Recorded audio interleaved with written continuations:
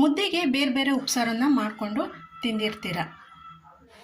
ಈ ರೀತಿ ತರಕಾರಿ ಉಪ್ಸಾರನ್ನ ಮಾಡಿ ನೋಡಿ, ತುಂಬಾ ರುಚಿಯಾಗಿರುತ್ತೆ. ಒಂದು ತುತ್ತು ಜಾಸ್ತಿನೇ ತಿಂತೀರಾ. ಎಲ್ರಿಗೂ ನಮಸ್ಕಾರ. ಇದು ಲೀಲಾಸ್ ಕನ್ನಡ ಚಾನಲ್. ನನ್ನ ಚಾನಲ್ಗೆ ಇನ್ನೂ ಯಾರು ಸಬ್ಸ್ಕ್ರೈಬ್ ಮಾಡ್ಕೊಂಡಿಲ್ವೋ ಅವರೆಲ್ಲ ಸಬ್ಸ್ಕ್ರೈಬ್ ಆಗಿ ಅಂತ ಹೇಳ್ತಾ, ಇವತ್ತಿನ ರೆಸಿಪಿಯಲ್ಲಿ ತರಕಾರಿ ಉಪ್ಸಾರನ್ನ ಮಾಡಿ ತೋರಿಸ್ತಾ ಇದ್ದೀನಿ. ಇದು ತುಂಬಾ ಚೆನ್ನಾಗಿರುತ್ತೆ, ಆರೋಗ್ಯಕ್ಕೂ ತುಂಬಾ ಒಳ್ಳೆಯದು. ಹಾಗಾದರೆ ಬನ್ನಿ ಈ ತರಕಾರಿ ಉಪ್ಸಾರನ್ನ ಯಾವ ರೀತಿ ಮಾಡೋದು ಅಂತ ನೋಡ್ಕೊಂಡು ಬರೋಣ. ಮೊದಲಿಗೆ ಇಲ್ಲಿ ನಾನು ತರಕಾರಿ ಉಪ್ಸಾರು ಮಾಡ್ಕೊಳ್ಳೋದಕ್ಕೆ ನಾನಿಲ್ಲಿ ಬೀನ್ಸ್ನ ತೊಗೊಂಡಿದ್ದೀನಿ, ಕ್ಯಾರೆಟ್ನ ತೊಗೊಂಡಿದ್ದೀನಿ, ಸೀಮೆ ಬದನೆಕಾಯಿನ ತೊಗೊಂಡಿದ್ದೀನಿ, ಗೆಡ್ಡೆಕೋಸನ್ನ ತೊಗೊಂಡಿದ್ದೀನಿ. ಇಲ್ಲಿ 4 ಥರದ ನಾನು ತರಕಾರಿನ ತೊಗೊಂಡಿದ್ದೀನಿ. ನೀವು ಬೇಕು ಅಂದರೆ ಯಾವ ಥರದ್ದಾದ್ರೂ ತರಕಾರಿಗಳನ್ನ ತೊಗೋಬೋದು. ಯಾವ ತರಕಾರಿ ಹಾಕ್ಕೊಂಡ್ರೂ ತುಂಬಾ ಚೆನ್ನಾಗಿರುತ್ತೆ. ಇದನ್ನು ನಾನು ಸಣ್ಣದಾಗೆ ಕಟ್ ಮಾಡಿಬಿಟ್ಟು ನೀರಿನಲ್ಲಿ ಚೆನ್ನಾಗಿ ತೊಳ್ಕೊಂಡಿದ್ದೀನಿ. ತರಕಾರಿ ಜೊತೆಗೆ ನಾನಿಲ್ಲಿ 100 ಗ್ರಾಮ್ ಆಗುವಷ್ಟು ನಾನು ತೊಗರಿ ಬೇಳೆನ ತೊಗೊಂಡಿದ್ದೀನಿ. 100 ಗ್ರಾಮ್ ಆಗುವಷ್ಟು ನಾನಿಲ್ಲಿ ಅಲಸಂದೆ ಕಾಳನ್ನು ತೊಗೊಂಡಿದ್ದೀನಿ. ಇದನ್ನು ಸಹ ನೀರಿನಲ್ಲಿ ಚೆನ್ನಾಗಿ ತೊಳ್ಕೊಂಡು ತೊಗೊಂಡಿದ್ದೀನಿ. ಇದ್ರ ಜೊತೆಗೆ ನಾನು 2 ಹುಳಿ ಟೊಮೊಟೊನ ತೊಗೊಂಡಿದ್ದೀನಿ. ಹಾಗಾದರೆ ಬನ್ನಿ ಹೇಗೆ ಮಾಡೋದು ಅಂತ ನೋಡ್ಕೊಂಡು ಬರೋಣ.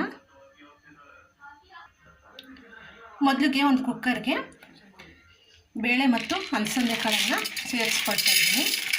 ನೀವು ಬೇಕು ಅಂದರೆ ಬರೀ ಬೇಳೆನಾದ್ರೂ ಹಾಕ್ಕೊಳ್ಬೋದು. ಅಲಸಂದೆ ಕಾಳು ಹಾಕ್ಕೊಳ್ಳೋದ್ರಿಂದ ತುಂಬಾ ಚೆನ್ನಾಗಿರುತ್ತೆ. ಇವಾಗ ಇದಕ್ಕೆ ನಾನು ತರಕಾರಿನ ಹಾಕ್ಕೊಳ್ತಾ ಇದ್ದೀನಿ.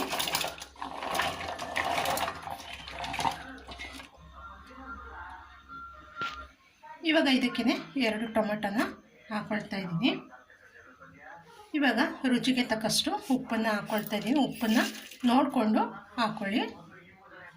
ಇವಾಗ ಬೇಳೆ ತರಕಾರಿ ಬೇಯೋದಕ್ಕೆ ನಾನಿಲ್ಲಿ ನೀರನ್ನು ಹಾಕ್ಕೊಳ್ತಾ ಇದ್ದೀನಿ.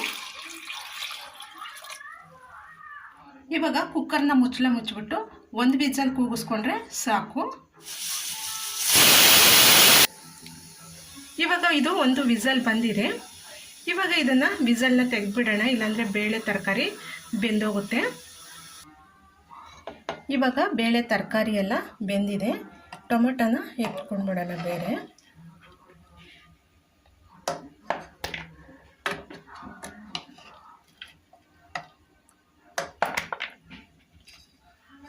ಇವಾಗ ಕಾಳು ತರಕಾರಿ ಎಲ್ಲ ಚೆನ್ನಾಗಿ ಬೆಂದಿದೆ. ಇವಾಗ ಇದ್ರ ನೀರನ್ನು ಸಪ್ರೇಟ್ ಮಾಡ್ಕೊಬಿಡೋಣ. ತರಕಾರಿ ಮತ್ತು ನೀರನ್ನು ಸಪ್ರೇಟ್ ಮಾಡ್ಕೊಬಿಡೋಣ. ನಿಮಗೆ ಬೇಕು ಅಂತಂದರೆ ಈ ಥರನೇ ಮಾಡಿಕೊಂಡು ತಿನ್ಬೋದು. ಉಪ್ಸಾರನ್ನ ತುಂಬಾ ಚೆನ್ನಾಗಿರುತ್ತೆ. ನಾನಿವತ್ತು ಇದನ್ನು ಬಸ್ಬಿಟ್ಟು ಮಾಡ್ತಾಯಿದ್ದೀನಿ. ಅದನ್ನು ತುಂಬಾ ಚೆನ್ನಾಗಿರುತ್ತೆ. ಇವಾಗ ಈ ನೀರನ್ನು ಸಪ್ರೇಟ್ ಮಾಡ್ಕೊಳ್ಳೋಣ. ಇವಾಗ ನೀರು ಮತ್ತು ಕಾಳನ್ನು ಸಪ್ರೇಟ್ ಮಾಡ್ಕೊಂಡಾಗಿದೆ. ಇವಾಗ ನಾನು ಈ ಮಿಕ್ಸಿ ಜಾರಲ್ಲಿ ನಾನು ಉಪ್ಸಾರು ಖಾರನ ರುಬ್ಕೊಂಡಿದ್ದೆ. ಇವಾಗ ಇದಕ್ಕೆ ನಾನು ಬೇಯಿಸ್ಕೊಂಡಿದ್ನಲ್ಲ ಟೊಮೊಟೊನ, ಅದನ್ನು ಹಾಕ್ಕೊಂಡು ನುಣ್ಣಗೆ ರುಬ್ಕೊಂಡು ಬರ್ತೀನಿ. ಈ ಥರ ಹಾಕಿ ರುಬ್ಬೋದ್ರಿಂದ ಉಪ್ಸಾರು ತುಂಬಾ ಚೆನ್ನಾಗಿರುತ್ತೆ. ಇವಾಗ ಟೊಮೊಟೊನ ನುಣ್ಣಗೆ ರುಬ್ಕೊಂಡಾಗಿದೆ. ಇವಾಗ ರುಬ್ಕೊಂಡಿರೋ ಟೊಮೊಟೊನ ಉಪ್ಸಾರಿಗೆ ಹಾಕ್ಕೊಳ್ಳೋಣ. ಈ ಥರ ಬೇಯಿಸ್ಬಿಟ್ಟು ರುಬ್ಬಿಟ್ಟು ಹಾಕ್ಕೊಂಡ್ರೆ ತುಂಬಾ ಚೆನ್ನಾಗಿರುತ್ತೆ.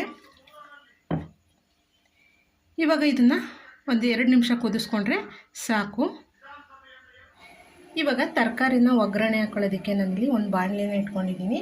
ಬಾಣಲಿ ಬಿಸಿ ಆದಮೇಲೆ ಅದಕ್ಕೆ ಸ್ವಲ್ಪ ಎಣ್ಣೆನ ಹಾಕ್ಕೊಳ್ಳೋಣ.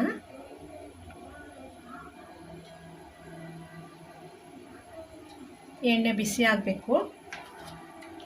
ಎಣ್ಣೆ ಬಿಸಿ ಆದಮೇಲೆ ಇದಕ್ಕೆ ಸಾಸಿವೆನ ಹಾಕ್ಕೊಳ್ಳೋಣ. ಸಾಸಿವೆ ಚಿಟಪಟ ಅನ್ನಬೇಕು. ಸಾಸಿವೆ ಚಿಟಪಟ ಅಂದಮೇಲೆ ಇಲ್ಲಿ ನಾನು 1 ಈರುಳ್ಳಿನ ಸಣ್ಣದಾಗಿ ಹಚ್ಚಿಟ್ಕೊಂಡಿದ್ದೀನಿ. 2 ಒಣಮೆಣಸಿನ್ಕಾಯಿ, ಕರಿಬೇವಿನ ಸೊಪ್ಪನ್ನು ಹಾಕ್ಕೊಳ್ತಾ ಇದ್ದೀನಿ. ಹಾಕ್ಕೊಂಡು ಇದನ್ನು ಈರುಳ್ಳಿ ಮೆತ್ತಗಾಗೋ ತನಕ ಇದನ್ನು ಚೆನ್ನಾಗಿ ಹುರ್ಕೋಬೇಕು. ಈರುಳ್ಳಿ ಕಲರ್ ಚೇಂಜ್ ಆಗೋ ತನಕ ಇದನ್ನು ಹುರ್ಕೊಳ್ಬೇಕು.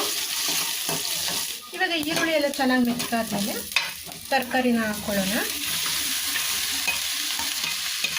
ಹಾಕ್ಕೊಂಡು ಇದನ್ನು ಚೆನ್ನಾಗಿ ಹುರ್ಕೊಳ್ಳೋಣ. ಆ ನೀರಿನ ಅಂಶ ಎಲ್ಲ ಬಿಡೋ ತನಕ ಇದನ್ನು ಹುರ್ಕೋಬೇಕು, ಆವಾಗಲೂ ಚೆನ್ನಾಗಿರುತ್ತೆ.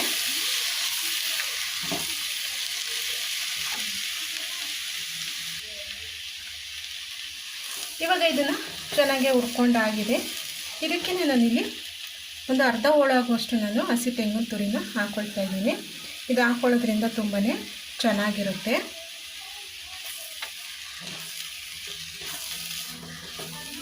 ಉಪ್ಪನ್ನು ನೋಡಿಕೊಂಡು ಹಾಕ್ಕೊಳ್ಳಿ.